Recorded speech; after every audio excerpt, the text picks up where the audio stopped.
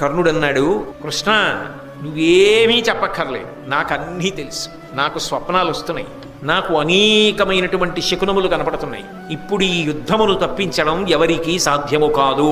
ఎందుకో తెలుసా? ధర్మ సంస్థాపన జరగాలి. ఆ ధర్మ సంస్థాపన కొరకు నేను పావైపోయాను.